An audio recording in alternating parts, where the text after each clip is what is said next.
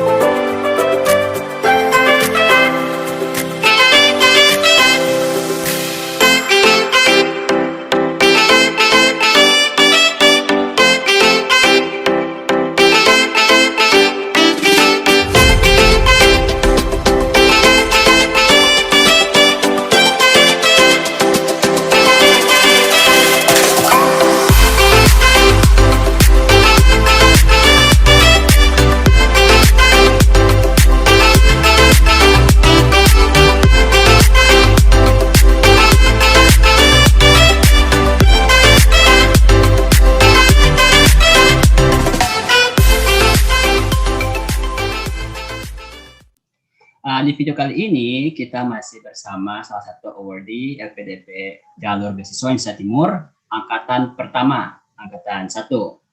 Oke, dan ya, dan ada bersama kita di sini namanya Kak Ratna ya. Ya, Kak Ratna.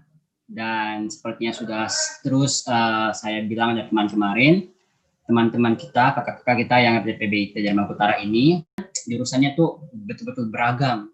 Kemarin kita ngobrol sama Kak Yani yang kesehatan, terus juga sama Kak Yuni yang pariwisata, sama Kak Ipox yang computer science, sekarang sama Kak Ratna yang S2-nya adalah kesehatan juga ya? Ya, public health. Ya, public health. Ya, oke, public health. Kalau kemarin Kak Yani itu namanya health promotion kalau tidak salah. Ini public health. Ya, beda tipis lah ya.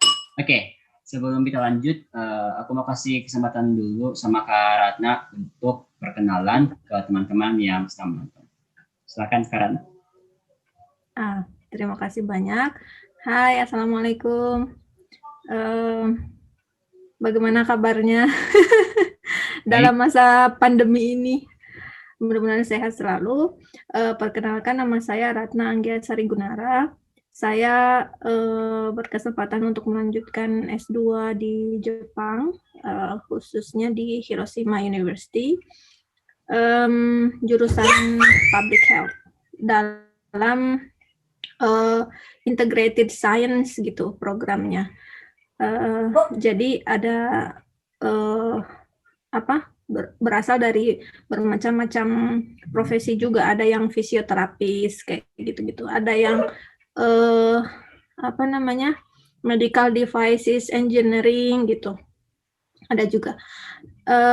Dan saya saat ini semester terakhir, insya Allah ini sudah semester 4. Jadi doa-doa semoga bisa lulus tepat waktu. Amin. Oke. Terus kalau boleh tahu spesifikasi jurusannya Kak Ratna apa? Public health. Lagi ke apanya? Ya, jadi Oke. Jadi saya itu background saya itu S1 farmasi, terus apoteker juga. Terus awalnya tuh mau mendaftar farmasi juga gitu ke sini, tapi karena saya ngambil enrollment yang April, jadi di farmasi itu enrollment April itu tidak tersedia, jadi nggak ada bangku kosong gitu. Nah, jadi bukan karena nggak ada pilihan lain gitu, tapi dipikir-pikir lagi, maaf ya noise karena ada anak kecil. Bukan karena nggak ada lagi pilihan gitu, akan tetapi setelah dipikir-pikir, oh iya ya, cobalah memperluas wacana gitu, atau memperluas ilmu pengetahuan gitu. Jadi kan ada yang inginnya memperdalam, kalau saya maunya memperluas gitu. Jadi lebih ke manajemen, epidemiologi, dan sosial. Wow, epidemiologi dan sosial. Susah ya namanya disebut ya. Oke, epidemi itu temannya pandemi. Ya, public health aja. Ya, itu endemi. Oh, oke. Temannya pandemi. Oke. Um, Kalau tidak salah Kak Ratna latar belakangnya dari salah satu ASN-nya. Boleh tahu ASN-nya di mananya? Oh ya, jadi saya itu apoteker, khususnya di puskesmas, jadi melayani obat dari resep dokter yang ada, yang melayani pasien di puskesmas, terus di bawah Dinas Kesehatan Kota Ternate. Oke.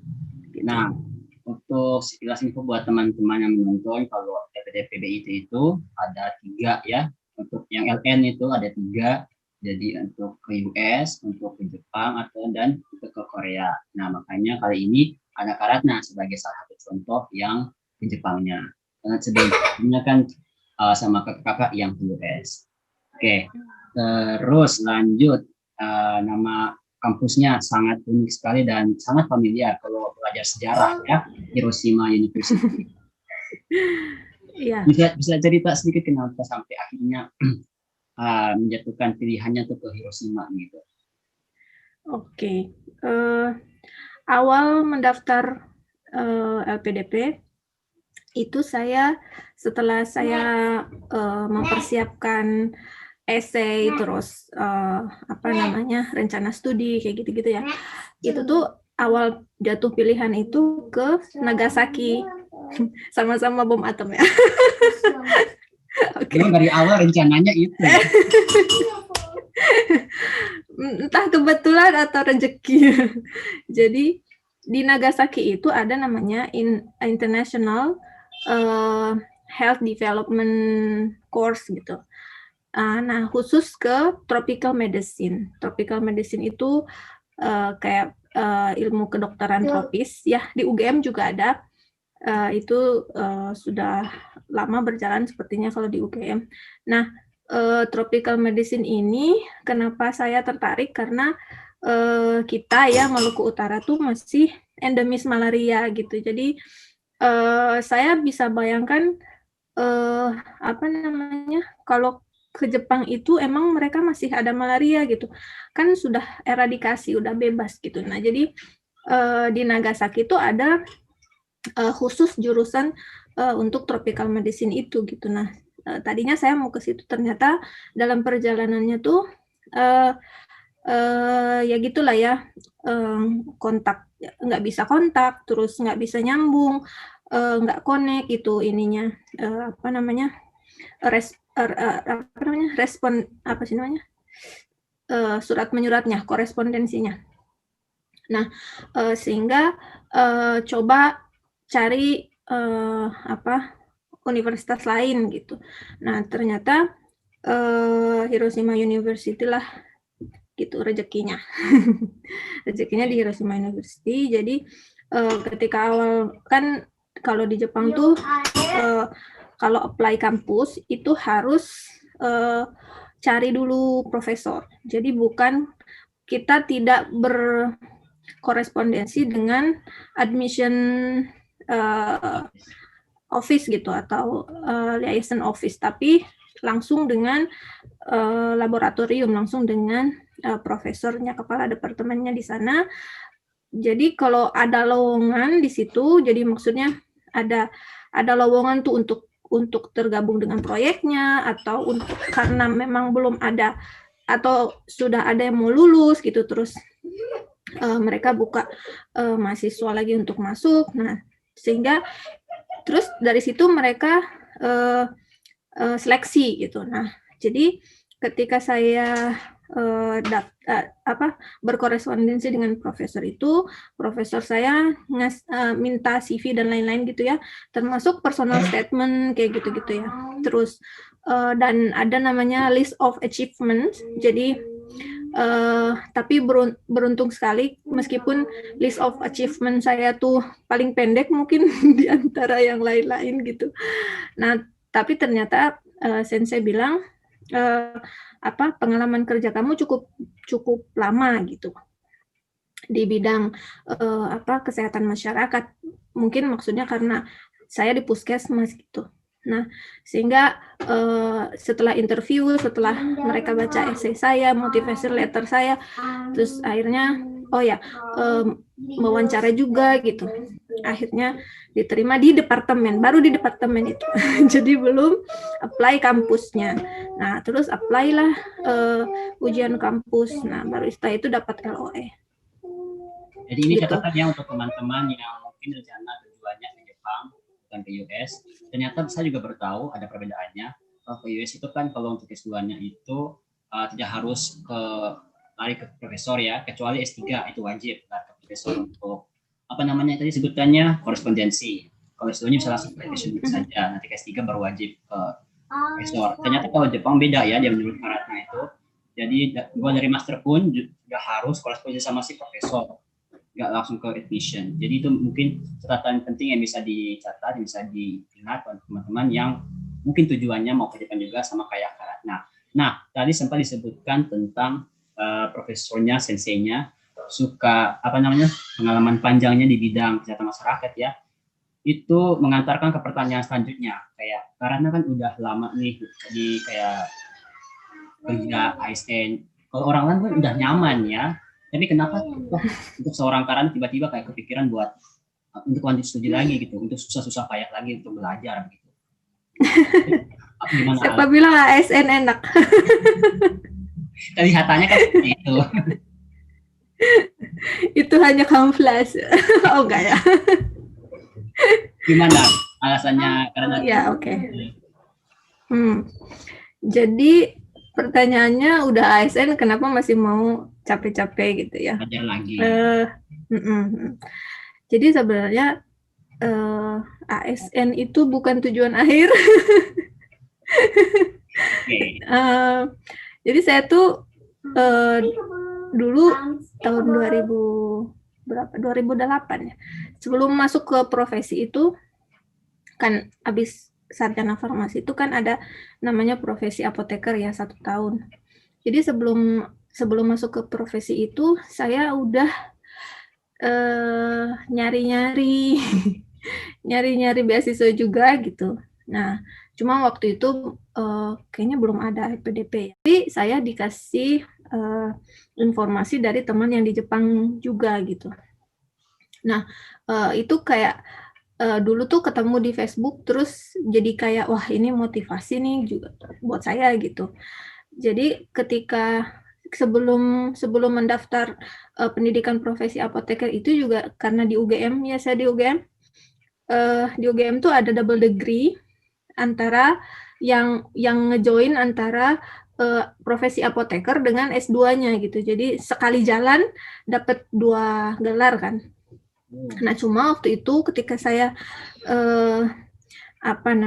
lobby ke orang tua saya bilang, wah kalau apoteker ayo Bapak masih bisa jalan gitu, tapi kalau double degree udah lebih tinggi kan biayanya gitu.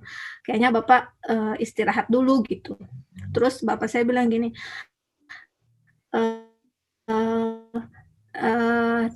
Teteh ya, karena saya tuh basicnya orang Sunda, nanti Teteh kerja dulu, kumpul uang dulu, terus nanti berangkat dengan uang sendiri gitu. Dibilang ayah saya bilang gitu. Nah akhirnya coba lihat-lihat beasiswa gitu. Terus teman saya memotivasi dan lain-lain, tapi karena berjalannya kesibukan profesi itu terus akhirnya tertunda gitu ya. Nah setelah itu pulang. Jadi itu tuh udah mimpi, istilahnya mimpi yang tertunda gitu. Maaf ya. Tetangga. Sampai mana tadi ya? Mimpi yang tertunda bersambung. Oke. Maaf. Jadi itu udah mimpi yang tertunda dari 2008. Jadi udah kalau sampai saya mendaftar LPDP waktu itu 2007 itu sudah 9 tahunan ya, 9 tahunan karena setelah lulus itu coba mengaplikasikan ilmu gitu untuk buka apotek dan lain sebagainya sampai akhirnya menikah sama orang Ternate. Ya, menikah sama orang Ternate 1 tahun setelah lulus, nggak nyampe setahun juga sih. Oh ya, setahun. Terus langsung domisili di Ternate, jadi KTP-nya orang Ternate. Nah, karena menikah, terus apa namanya, udah punya KTP nih, terus daftar ini ujian ASN dulu, terus alhamdulillahnya karena itu akhir tahun ya, Desember ya waktu itu ujiannya, jadi sekitar bulan Maret itu Maret atau Januari ya, baru ada pengumumannya gitu. Nah, dan alhamdulillah lulus. Nah, di situ saya nandatangani kontrak. Kontraknya untuk jadi ASN itu untuk bersedia tidak meninggalkan tugas selama 5 tahun. Jadi ya, oh ini masih ditunda lagi nih, kayak kata, iya, jadi tunda lagi gitu. Terus mimpinya masih bersambung. Kemudian ketika saya daftar LPDP pun, ketika interview tuh ditanya, kamu PNS kan gitu? Iya Pak gitu. Terus udah berapa lama katanya? Udah 7 tahun, saya bilang gitu. Terus apa namanya? Kan katanya harusnya nggak boleh kalau belum 10 tahun. Kontrak saya 5 tahun Pak, saya bilang gitu. Terus oh iya gitu. Kontrak saya 5 tahun dan ini sudah 7 tahun, jadi saya harap ini saatnya gitu. Kesempatan saya bilang gitu. Terus alhamdulillahnya dapat izin juga dari orang tua, suami juga mendukung gitu. Jadi karena ada kesempatan, cus. Ternyata kisahnya panjang ya. Ya, jadi saya ini udah tua gitu. Udah tua, tapi semoga belum terlambat. Oke. Jadi ngoni ini yang muda-muda itu, cus. Jangan kalah dengan orang tua. Bagian tadi bagian akhir. Ada, Oke. ada part begitu. Ada bagian untuk manggung-manggung gitu.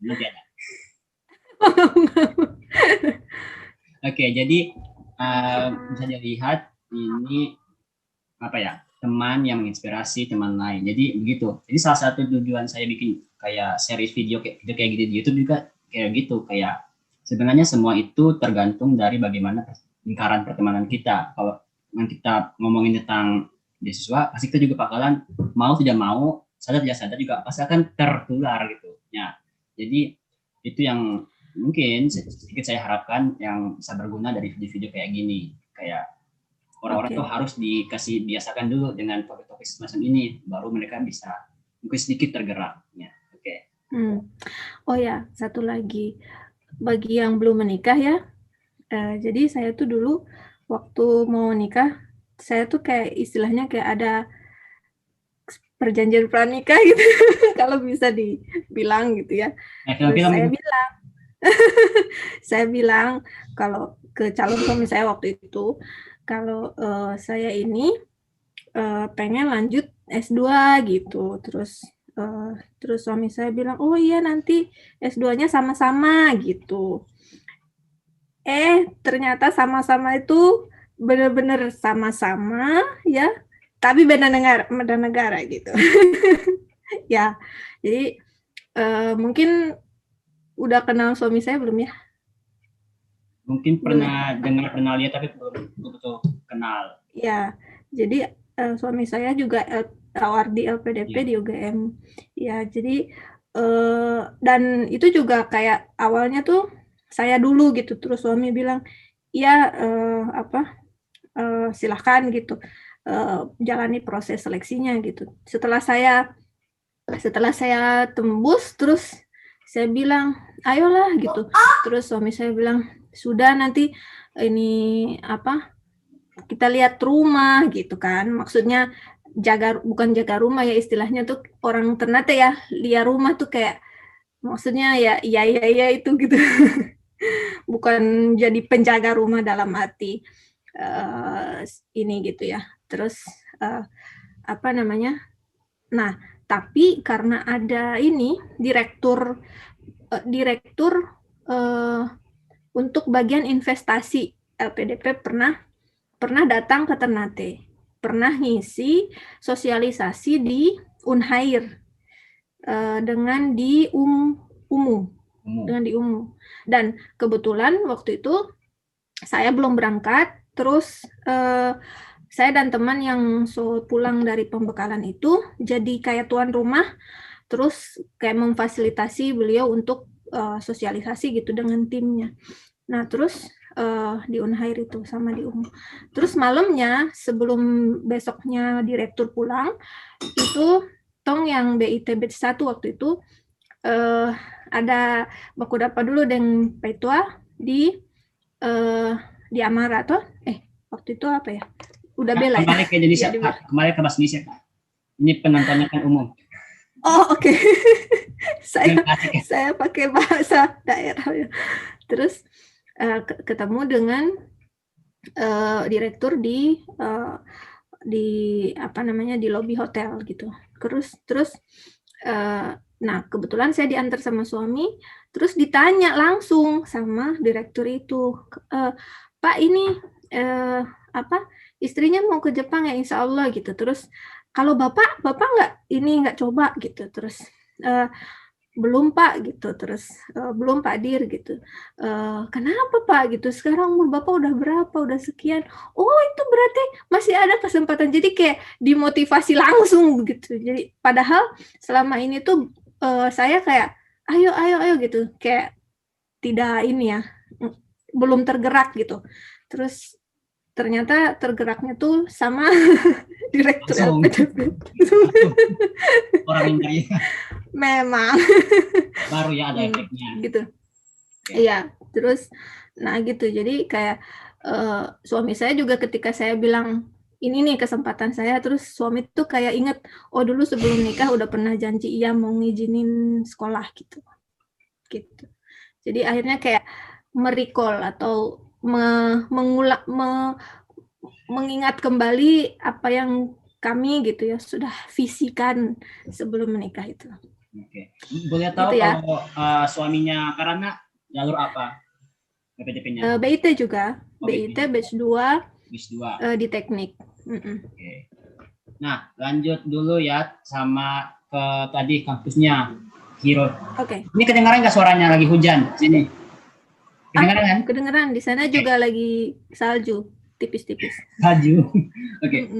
Kembali lagi ke Hiroshima University. Di sana Kak Ratna coursework apa research ya? Oh, saya research based. Research based. Jadi boleh tahu tentang risetnya kayak gimana? Oke. Sama kemudahan yang didapatkan di sana. Oke. Jadi awal mendaftar itu karena harus nulis essay, ternyata juga harus profesor tuh minta research proposal. Jadi proposal udah disiapin. Tes. Oke. Tes. Lumayan besar ini hujannya, jadi maaf. Oh oke. Saya ulang aja ya. Iya.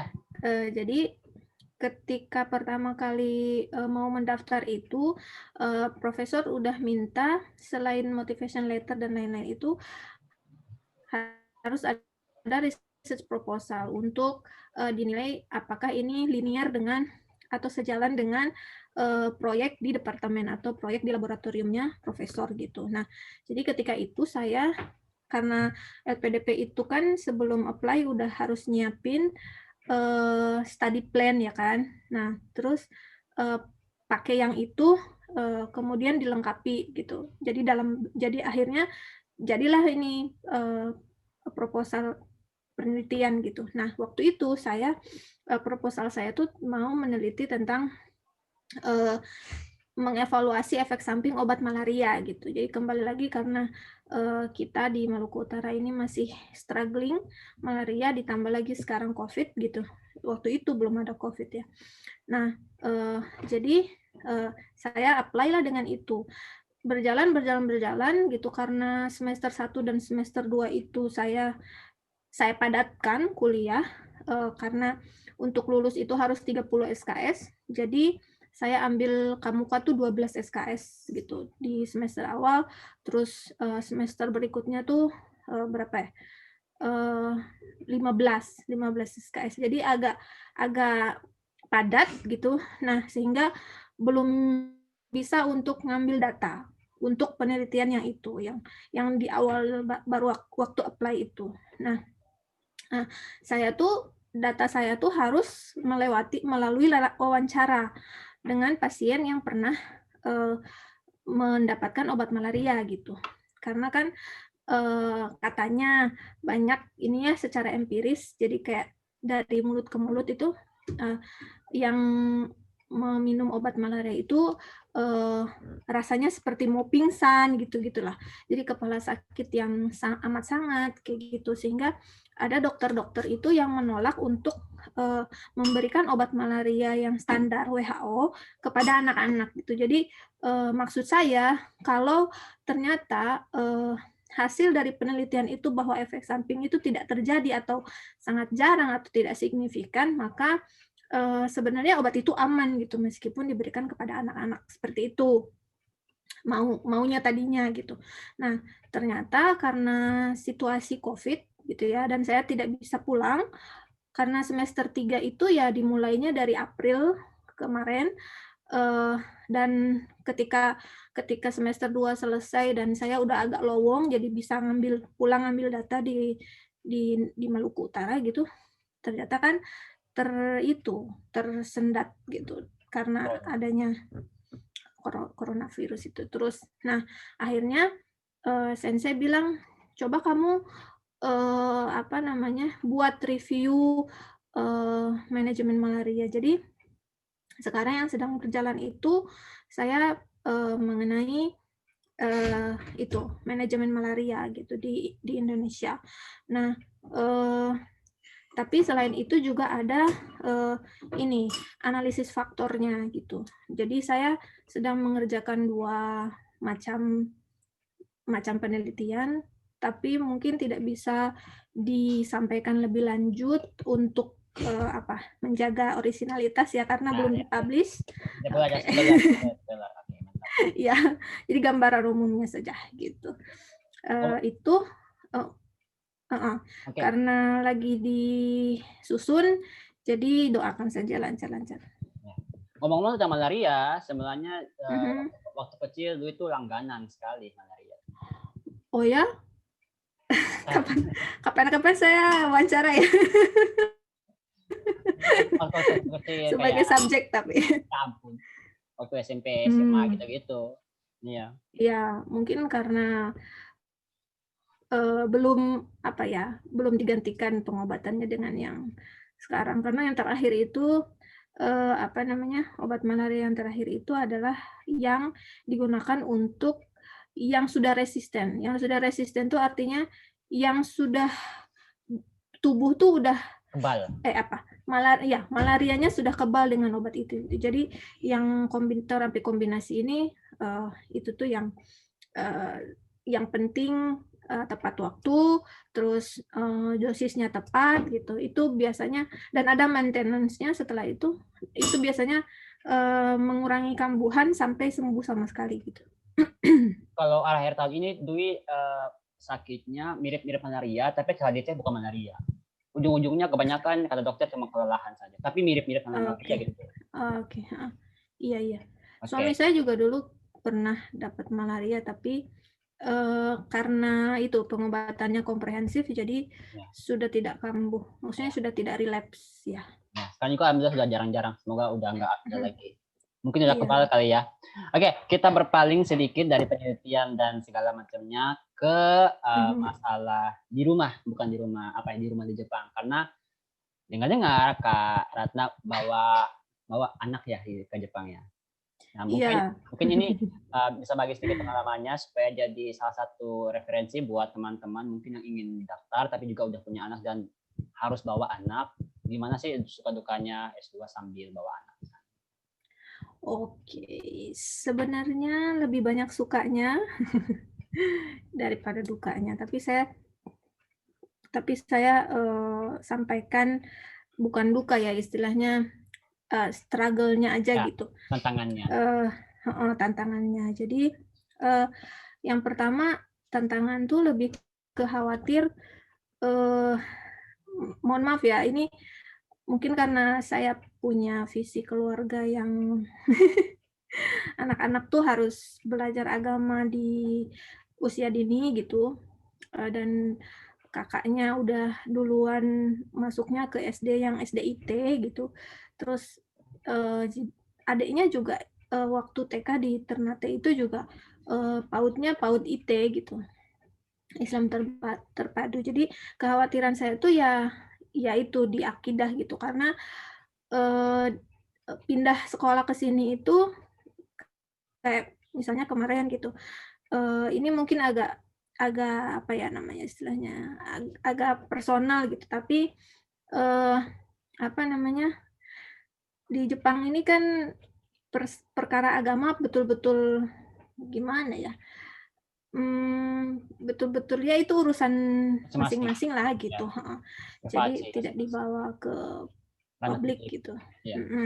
Nah, tapi di buku-buku bacaan itu kan ada tentang kuil, tentang apa istilahnya tuh mantra kayak gitu-gitu kan. Terus jadi ketika saya membacakan cerita itu, mohon maaf saya agak belokan gitu.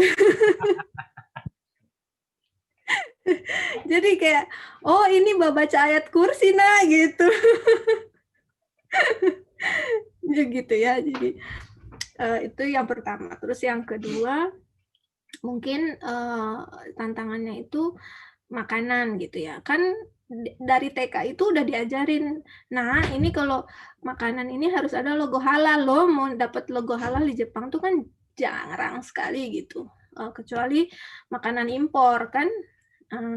Kayak misalnya ayam dari Brazil gitu yang memang itu halal. Terus apa namanya, Indomie dari Indonesia gitu, dan itu memang halal gitu. Tapi makanan lain yang memang produk di sini kan kita harus cari ingredients-nya ya, tapi tidak ada logo halal gitu. Nah, saya itu cuma khawatir kok nggak konsisten gitu. Jadi ya diakali lah. Maksudnya kayak anak-anak kan ngertinya katanya harus logo halal, tapi ini nggak ada kayak gitu-gitulah ya. Nah, itu tantangan sih karena dia masih kecil. Nah, tapi sukanya ketika ke sini itu karena dia masih kecil, terus asuransi menanggung, maksudnya Jidan tuh punya, anak saya namanya Jidan. Jidan itu diberikan pelayanan kesehatan khusus untuk gigi, untuk perawatan gigi, karena ke sini tuh pokoknya giginya orang Jepang tuh boleh dilihat lah di Google lah ya. Mereka tuh bagus-bagus gitu, karena dari kecil setiap 2 minggu itu periksa, setiap 2 minggu. Kalau tergantung kasus ya, ada yang setiap minggu gitu.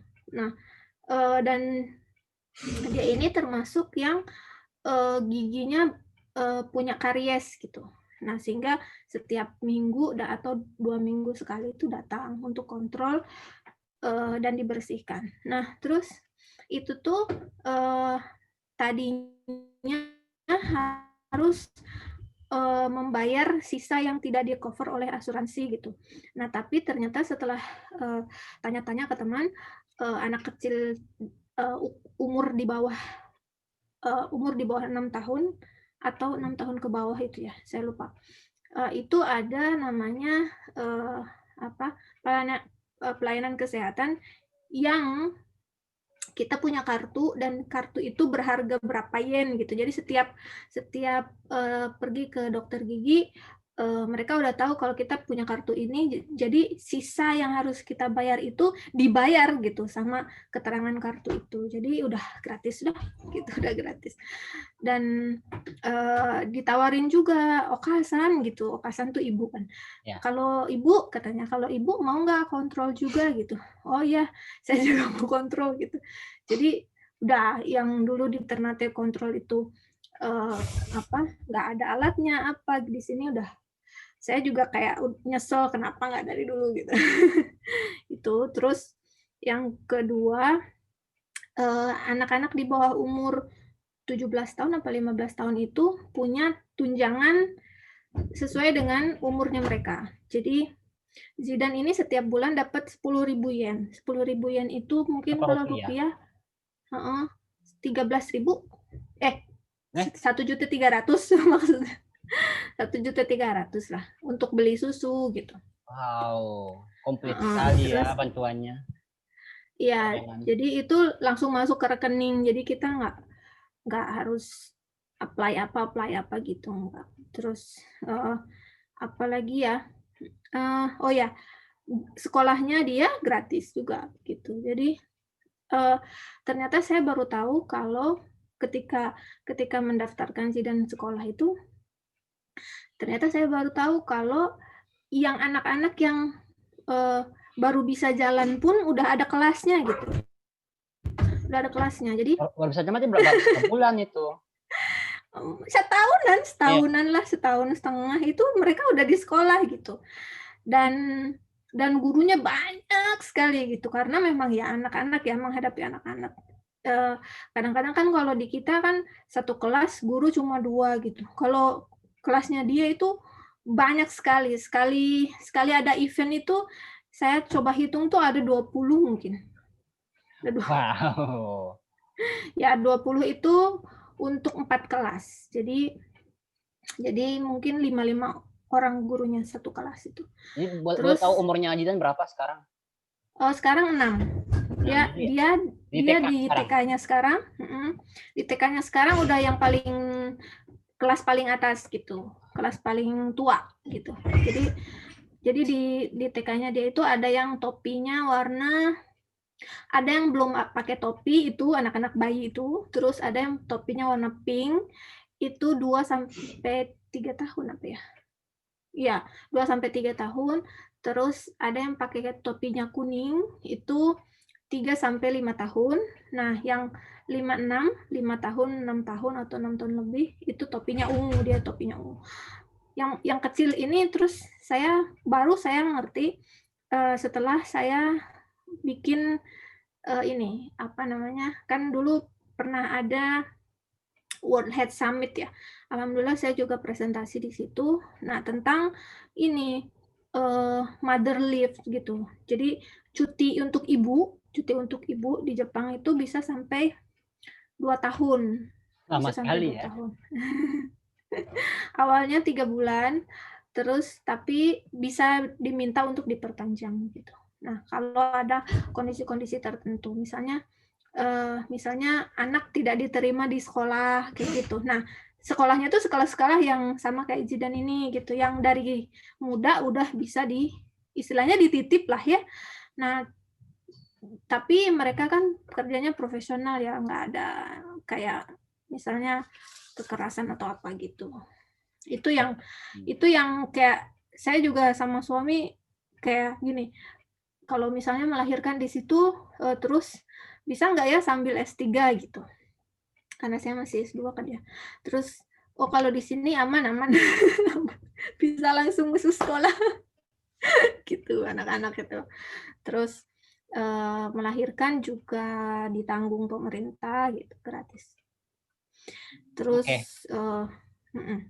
itu, terus apalagi ya terkait dengan sukanya, satu lagi karena ada temen yang istilahnya tuh kayak ada keluarga ya, jadi udah nggak kesepian gitu, suka. Oke, tadi sempat disebutkan kayak Okasang. Karena untuk yang suka nonton Jepang pasti tahu Okasang, Otosang, kayak gitu-gitu, Papa atau Mama. Onecang. Onecang, kakak. Jadi kuliahnya di sana berapa persen Jepang? 100% Inggris kan? 50-50 kan? Aduh. Pakai bahasa apa di sana kuliahnya, Kak? Ya, pakai bahasa Inggris, tapi ada beberapa dosen yang bilingual gitu, jadi kayak sekalimat nerangin satu slide dikasih penjelasan dalam bahasa Jepang, terus habis itu dalam bahasa Inggrisnya gitu. Ada yang bilingual begitu, ada yang full pakai bahasa Inggris tapi slide-nya bahasa Jepang gitu. Jadi orang yang asli Jepangnya membaca slide-nya dalam bahasa Jepang. Ada yang kebalik, ada yang full Japanese tapi slide-nya bahasa Inggris gitu. Gitu. Jadi kita belajarnya pakai slide. Iya, iya, iya. Nah, ya tapi pinter-pinternya lah gitu. Karena apa namanya? Dulu juga waktu saya mau apply itu profesor bilang, "Kamu punya pengalaman belajar bahasa Jepang nggak?" gitu. Apa kamu research student dulu gitu. Research student di sini 6 bulan minimal gitu. Lah supaya kamu tahu bahasa Jepang minimal yang untuk minimal percakapan dan untuk yang di laboratorium lah gitu. Terus saya bilang karena LPDP tidak memberikan apa namanya allowance untuk research student, jadi harus langsung udah jadi student, baru nanti apa namanya 24 bulan itu baru ditanggung, tapi untuk research student enggak gitu. Terus dimengerti. Tapi kamu belajar ya gitu di Indonesia bahasa Jepang dulu gitu. Dan alhamdulillah waktu ini apa pembekalan bahasa itu PB. saya kan di PB saya di UPI itu karena di Balai Bahasa itu menyediakan juga les bahasa Jepang, kursus bahasa Jepang, jadi saya ikut. Jadi saya double gitu, pagi sampai sore IELTS, terus malam Jepang gitu. Jadi terus pulang karena itu cuma 3 bulan atau 4 bulan gitu, 3,5 bulan mungkin Jepangnya. Waktu PB itu saya lanjut di Ternate. Di Ternate itu ada natifnya orang Jepang. Tinggalnya di Kalimantan. Gimana? Jadi kalau mau infonya bisa japri. Itu kayak dia buka tempat kursus kah atau gimana? Dulu tuh buka tempat kursus, tapi kalau sekarang itu kayak orang per orang saja begitu. Kalau mau. Jadi kalau mau nanti saya kasih informasinya. Di sini banyak orang yang ingin belajar bahasa Jepang loh. Murid-murid saya banyak yang suka nonton anime soalnya.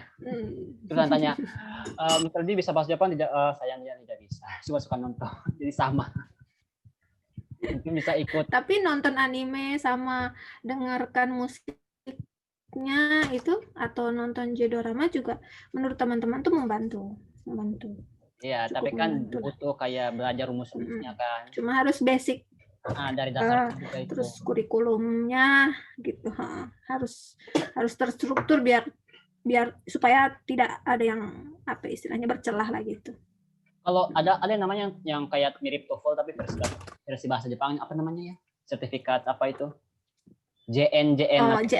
JLPT. Itulah. Itu karena pernah ambil itu juga. Atau? Saya dulu waktu di UPI itu ditawarin N5. Itu namanya. Ditawarin N5, tapi N5, N4, N3 tuh, N2, N1 gitu. Yang udah expert itu udah lulus N1. Jadi saya dulu ditawarin N5, tapi karena satu dan lain hal harus segera pulang karena memang pengayaan bahasanya sampai IELTS saja, sampai ujian IELTS terus pulang gitu. Berarti belum sempat ujian ambil ujian itu ya? Belum sempat. Oke. Sampai sekarang. Tapi bisa. Atau otodidak di sana? Iya, sedikit. Skosi dah kira. Oke.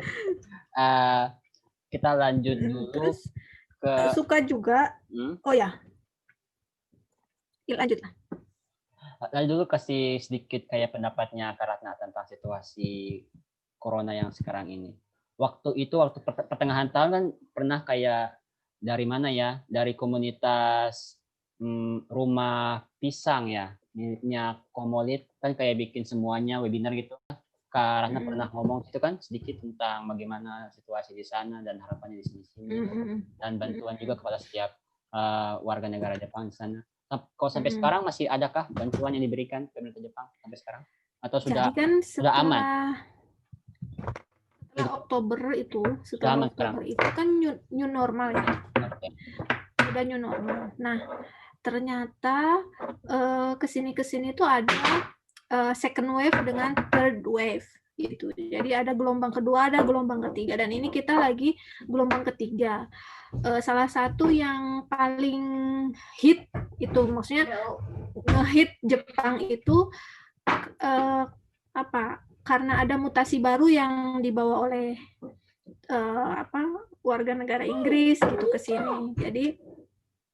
Jadi sekarang Kementerian Foreign Affairs itu menutup kembali border untuk warga negara asing untuk masuk ke Jepang. Tadinya sudah dibuka sejak Oktober itu, tapi dibuka pun untuk yang tujuannya studi atau untuk warga negara Jepang yang sedang berada di luar gitu. Kayak begitu. Tapi memang masih ditutup sih untuk visitors gitu. Yang visanya cuma visa wisata. Nah, cuma kemarin itu karena ada kasus itu tuh mutasi COVID itu ya, total kasusnya 214 ribuan gitu. Meskipun maksudnya tidak ada sepertiga dari Indonesia punya, tapi karena cenderung masih naik gitu ya, ini gelombang ketiga ini, maka ditutup lagi itu sudah benar-benar tadinya tuh ada teman yang keluarganya jadi statusnya ini dependen toh, residen yang dependen ke dia gitu, dari Jember, dari teman dari Jember, awardi juga LPDP, jadi udah di sini sejak November, terus diurus COE atau kalau ke Amerika tuh namanya I-20 mungkin. Jadi kayak undangan untuk itu tuh disampaikan ke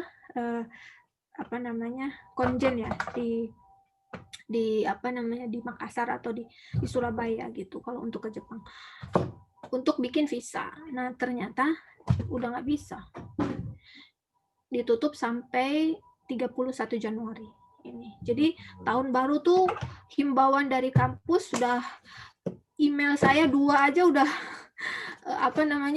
penuh dengan alert gitu. Jadi kayak high priority mail gitu, kayak gitu, ada tanda serunya segala macam, bahwa tahun baru ini jangan kemana-mana. Jadi ya tong di rumah sudah. Libur tahun baru di rumah. Apalagi Shibuya Crossing ya, yang paling rame itu kan. Oke. Ya. Mungkin sekarang kita masuk ke sesi terakhir, yaitu sesi memberikan inspirasi. Yang tadi sempat mau dimulai di awal, tapi terlalu awal. Udah sekarang. Oke, sekarang Karana bisa kasih sedikit semangat buat teman-teman yang sedang menonton, terutama teman-teman dari Maluku Utara untuk ikut mencoba mendaftar LPDP, melanjutkan studi untuk nanti pembukaan yang tahun depan. Karena tahun ini kan pembukaannya betul terbatas, tapi rencana tahun depan bisa dibuka semuanya lagi. Ya,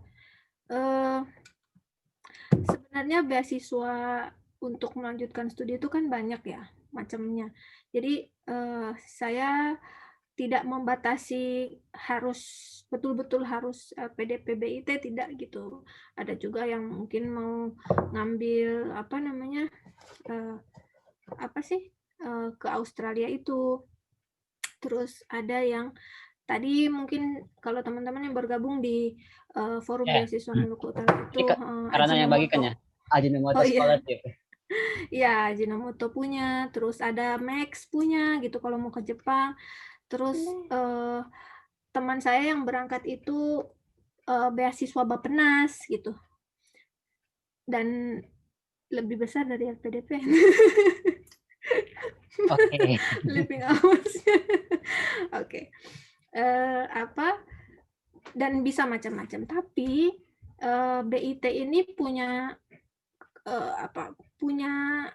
Indonesia Timur gitu. Dan ini nih kesempatan emas gitu ya. Kenapa saya merekomendasikan BIT? Pertama, karena beasiswa apapun itu tuh menuntut kita untuk kompetitif gitu, untuk kompetitif dengan seluruh lulusan-lulusan di Indonesia gitu. Nah, tapi BIT ini dikhususkan untuk Indonesia Timur dengan memperhatikan bahwa kita kita itu tidak semua orang mendapatkan privilege untuk mendapatkan kualitas pendidikan yang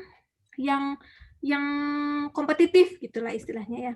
Dengan misalnya teman-teman yang di UI bukan hanya sekedar karena nama UI-nya, tapi setiap hari mereka punya les apa gitu.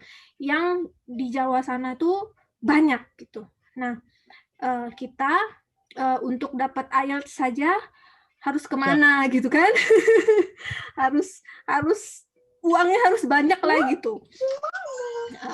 Untuk mendapatkan IELTS itu gitu ya. Itu saja. Nah, kemudian apa? Standarnya agak diturunkan, jadi kompetisinya di antara orang gitu, di antara kita di Indonesia Timur. Nah, tapi nanti dinaikkan ketika mau mencapai grade yang diharuskan oleh universitas tujuan gitu kan, lewat pengayaan bahasa dan lain-lain gitu. Nah, sehingga kayak misalnya yang ke UGM yang harus punya apa namanya kalau di UGM ASEP. Ya, ASEP. Itu semacam TOEFL, TOEFL juga, tapi versi UGM ya. Tapi versi UGM, dan harus ada poin tertentu gitu ya, karena kita di timur meskipun tujuannya ke dalam negeri, tapi diikutkan pengayaan bahasa karena harus mencapai grade tertentu gitu. Nah, itulah enaknya gitu. Maksudnya itulah kesempatan untuk kita mahasiswa atau lulusan-lulusan di Indonesia Timur untuk berkompetisi itu sesama kita gitu. Nah, apa namanya? Kebetulan saya batch 1 gitu. Jadi saya sudah mengalami sampai hari ini gitu. Nah, terus kalau mau perbandingan mungkin kurang etis ya untuk membandingkan beasiswa mana yang lebih besar gitu. Tapi LPDP alhamdulillah punya apa namanya ya? Punya kelebihan lah ya. Seperti misalnya biaya mengurus visa, biaya ada namanya biaya kedatangan gitu. Kedatangan, terus ada namanya uang buku, ada lagi namanya uang penelitian, ada namanya juga uang dukungan untuk mendaftar ke jurnal internasional yang bereputasi gitu. Itu tuh tidak sedikit gitu. Nah, di beasiswa lain kita harus ngirit-ngiritin dari biaya hidup gitu untuk membayar hal-hal yang seolah kayak kecil-kecil tapi ya besar juga gitu. Jutaan juga bunyinya gitu. Nah, sehingga ini kesempatan ada dibuka beasiswa Indonesia Timur untuk di antara kita gitu ya, berkompetisi di antara kita. Jadi silahkan pergunakan sebaik-baiknya.